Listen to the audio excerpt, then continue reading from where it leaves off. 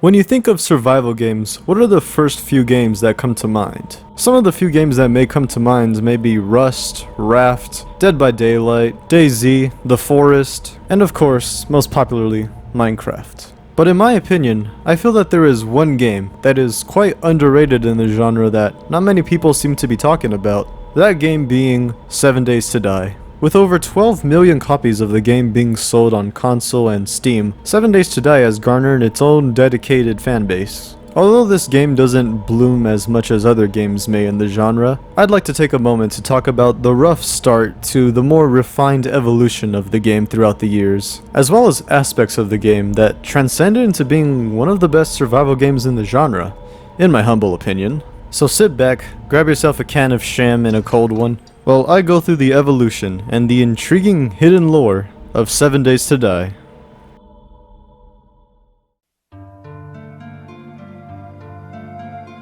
In late November of 2012, brothers Richard and Joe Hunick had thought up a concept for a game that would borrow aspects from other games and a TV show to create something different. The brothers had been playing games like Minecraft whilst watching shows like The Walking Dead, and finally came up with an idea. Their interests focused on a game that would take the crafting and adventurous aspect of Minecraft, the intensity and suspense from The Walking Dead, while it's set in a Fallout-esque world. That game would later become 7 Days to Die. For the next year, they would further detail the idea of the game while as creating a demo and looking for publishers and other fellow developers to help bring this game to life. Eventually, they would get around to making a trailer to pre-order the game. The reception for the game was so well received that they were influenced to create a Kickstarter by the community. Fast forward to today, and the Fun Pimps have sold over 12 million copies of 7 Days to Die over console and PC. Over the years, 7 Days to Die has gone through many changes both visually and mechanically. From what I've seen of other content creators, the game took a long time before it was able to truly become its own standalone game. Although the game was inspired by the crafting and building aspects of Minecraft, the world visually seemed to inhabit that block-like form that didn't look all that great in its early years. Animations for the animals were very awkward. Wow!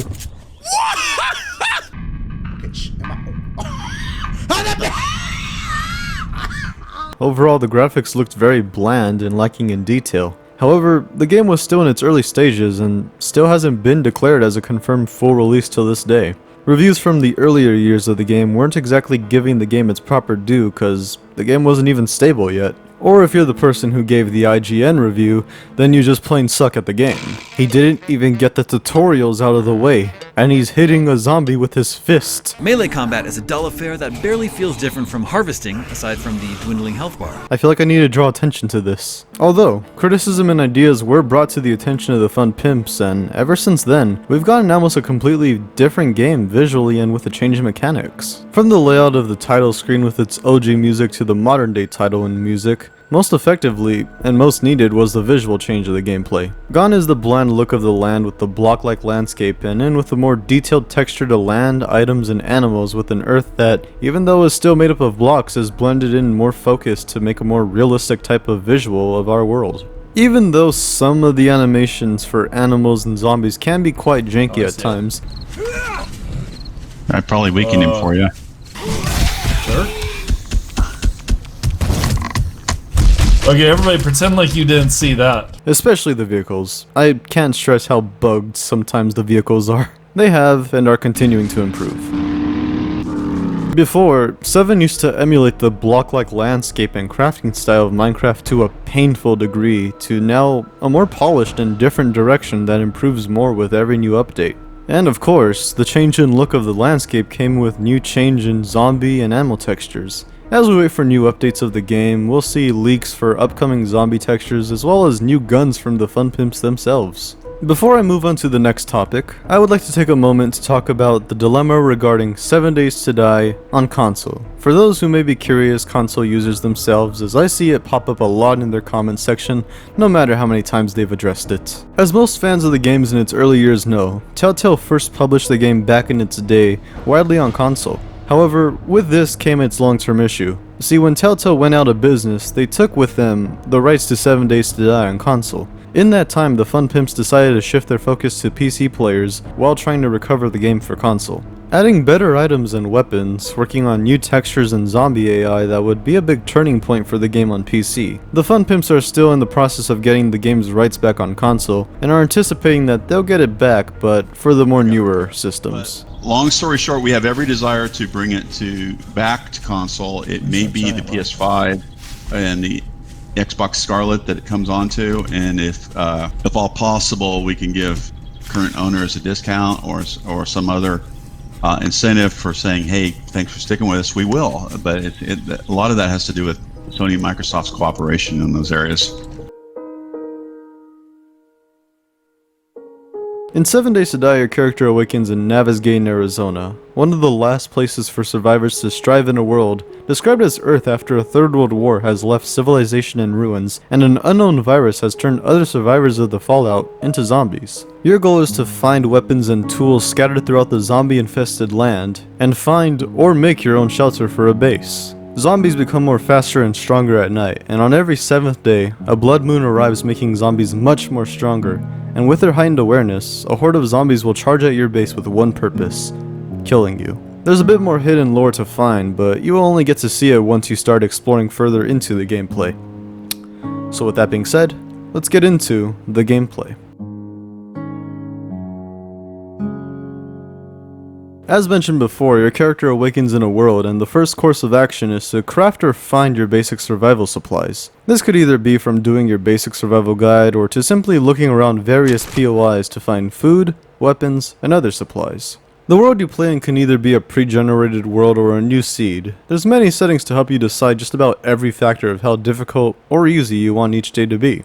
You can even play with a few fellow comrades to help aid you on your journey. Your only supplies starting off are a can of food, a cup of water, and a torch. But through your survival guide, you'll have an axe and a club to harvest trees, and maybe your first hunted animal, as well as taking out the various threats that walk about.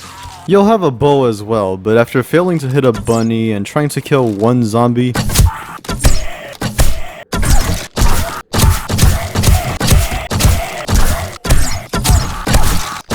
fuck.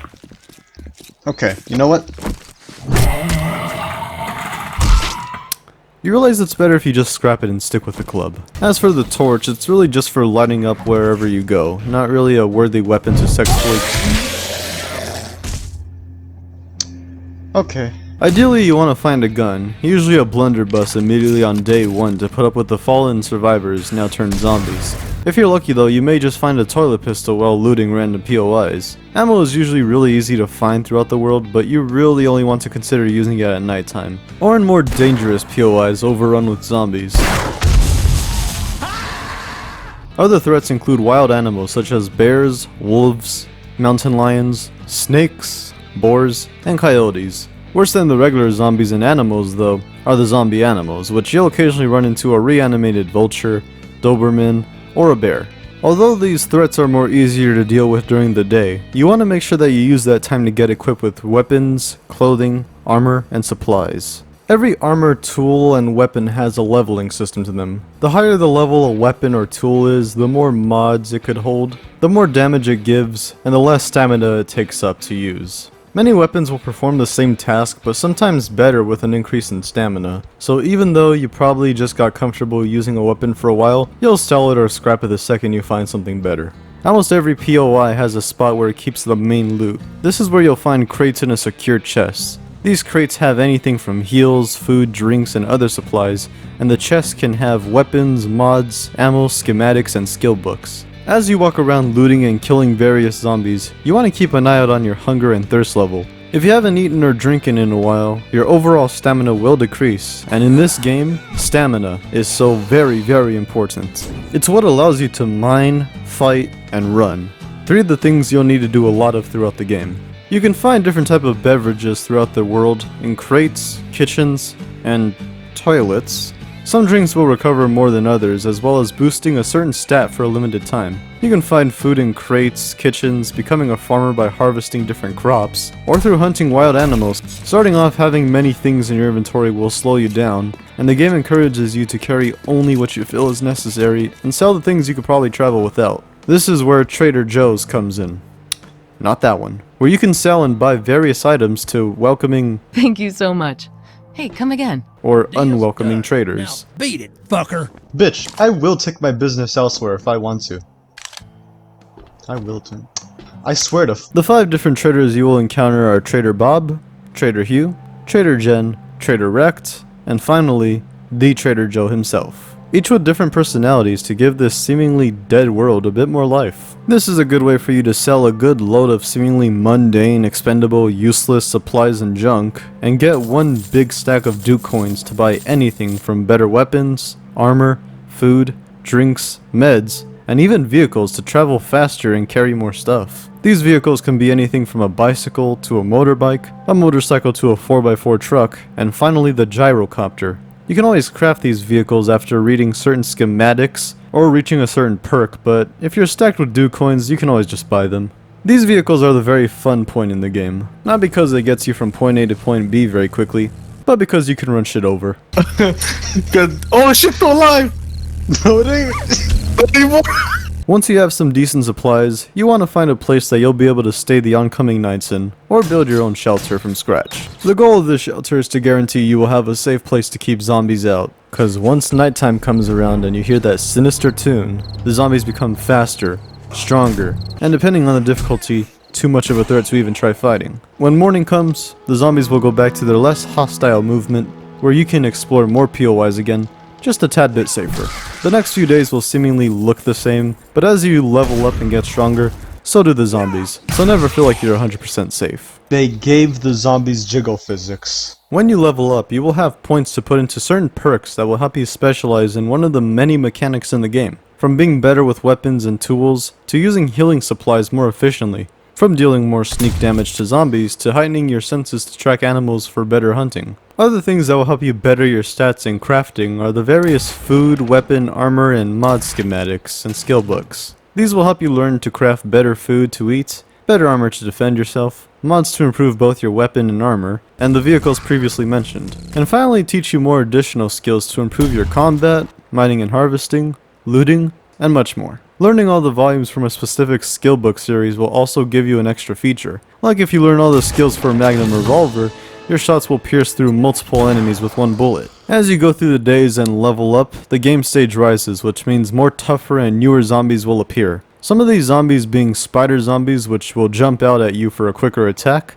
big cop zombies that will spit acid at you, which could also destroy builds in addition to being able to self-destruct if close to you, fallen army soldiers, which will take more bullets to successfully kill, the footballer, which can run at you faster than any of the other zombies, the screamers will summon more zombies if not dealt with, and finally the feral, which is the strongest of all the zombies. Worse is that eventually you'll start seeing a lot of these zombies with a very vibrant green ooze coming out of them. These are known as the special infected radiated zombies, which are way more stronger than their past counterpart. The plus side of the rising game stage though, is the benefit of finding stronger weapons and armor and loot to fight said zombies. You can also get better loot from doing jobs for your fellow traders. The more jobs you do, the higher the level of a job you'll get, and another trader you'll be directed to for different loot. The higher the level the job becomes, the bigger the POI to explore, and the better the reward. Or you could just take the buried supplies missions. They're pretty easy. All this scavenging, leveling up, and upgrading a base defense leads up to the highlight of the game, the Blood Moon Horde Nights. Every 7th day at nightfall is where all your perks and scavenged equipment will be put to the test, as you bash and shoot the waves of zombies set on taking you out. Here you will see your standard zombies, as well as reanimated Dobermans and vultures. To help deal with the hordes, it's smart to add robotic sledges and turrets to your defense. Sledges will slug zombies to death after a few hits, and turrets will continue to fire at hordes as long as you keep reloading them. As every horde night goes by, more waves of zombies will appear, becoming more stronger, taking more bullets to kill, as well as special radiated zombies appearing alongside the acid-spitting zombies. You'll deal with acid-spitting vultures, but the worst of all the zombies is the Demolisher, the strongest zombie in the game decked out in full body armor. If you manage to hit the green C4 on his chest plate, it will start ticking red, which will soon explode, demolishing your base defense and potentially getting you killed. The only way you are safe from the horde is taking all of the waves of zombies out, or letting morning weaken the zombies into their less hostile form which could still be kind of tough as the nights progress. It's guaranteed that after every raid night, there will be noticeable damage to your base defense, so having the proper tools and materials to recover it is a must-do. When you first start your game to becoming a more experienced player, you may want to increase the difficulty just to see how far the game can take you, or how far you could take the game. The way the game is set up, you'll always be on the lookout for better loot. There will always be more POIs that you probably haven't explored yet. Besides the gameplay, there's one aspect that I think should be given just the slightest more attention, and that is the hidden lore spewed slightly throughout the game. I think it's a very interesting touch that goes a bit unnoticed by the community, and that the fun pimps themselves loves to tease us with. The thing with some hidden lore and hints in gaming, no matter what the game is, a lot of it could be open to interpretation. So, with that being said, here's my perception and notes of the hidden lore throughout the game.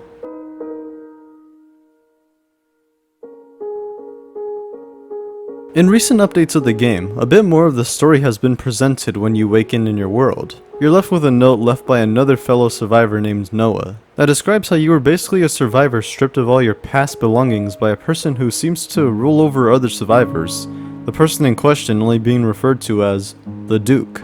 To guide you on your path to survive and explore, Noah has left you with a guide for basic survival, and finally a map where you can locate a small but safe area where you can buy or sell things to a local trader, using Duke coins. Whoever this Duke character is, he seems to be somewhat of an undermined threat in this universe that, although doesn't make an appearance in the game, is given the impression to be almost a bigger threat than the zombies that lurk about. This even goes without mentioning a letter you still have from the Duke himself after he stripped you. It was even going to be part of the game originally that you'd eventually have a confrontation with the Duke and his unknown partners in the earliest stages of the game. Or the chain gun-toting wasteland bandits, even bosses like the crazed Duke of Navezgane and his army of mutated soldiers. I've yet to see any footage of any of this though, so I'm not sure if this was ever an actual event in the game, or if it will ever actually happen in future updates. However, to me, the story of the Duke doesn't end there. In some POIs, you'll find some posters on the wall that detail a bit more of what happened to the Fallen Lands. From the nuclear fallout that wiped out part of the lands, to various characters that have committed acts that have left them with targets on their backs. In a world that is on its last days, in a community that tried to keep the land and other fellow survivors in order, it had a crowd of people who seek to rebel and commit heinous acts. But who or where could these people be? Well, in a community where people seek to only create destruction, perhaps they work together. Or maybe for the same guy. Guess we'll never know for certain, but the thought could still stick around. Another open topic in the game's lore is just how the virus that turned survivors into the zombies came to be.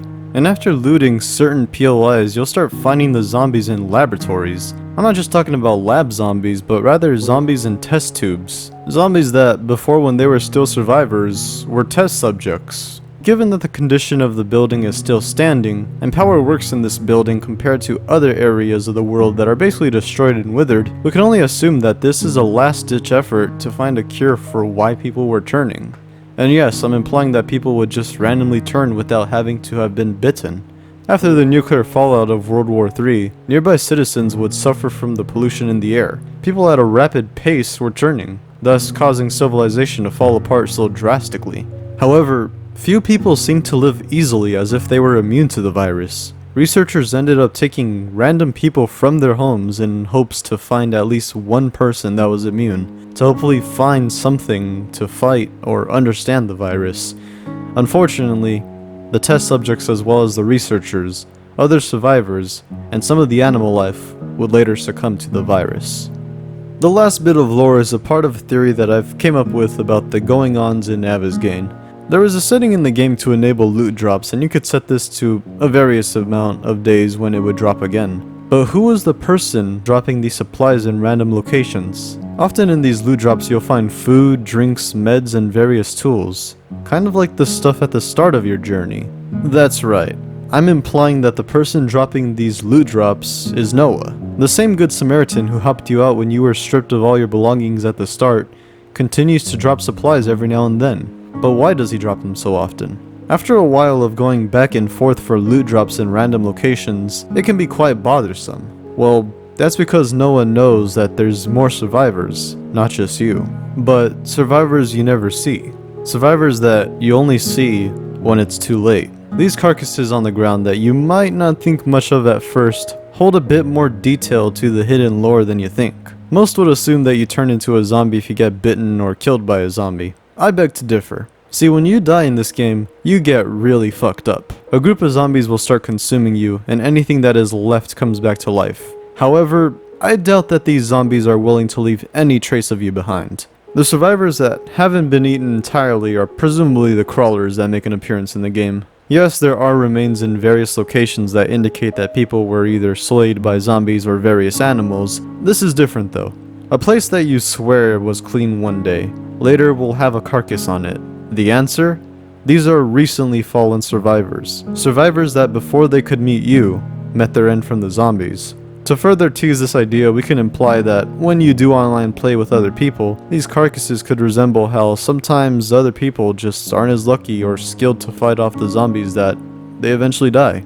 And all that remains is just a bit of bones and rotten flesh. There are so many fascinating POIs in the game that will reveal various bits and pieces of some of the hidden lore. You'd have to spend at least hundreds of hours to see them all. There's probably so much more to talk about, but if I try to cover every detail in this game, this video would be a few hours long, so till I've seen every POI in the game, I leave any future interesting theories to the community to decide.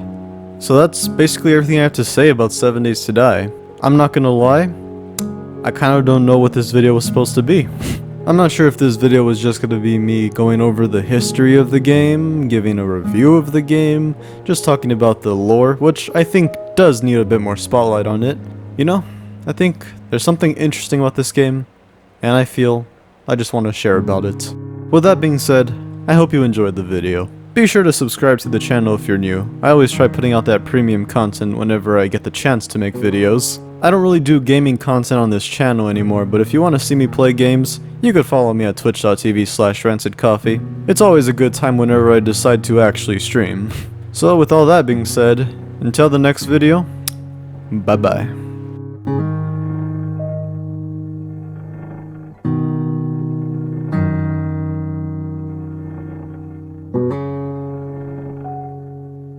Guys, I swear my accuracy is not that bad. It's not that bad.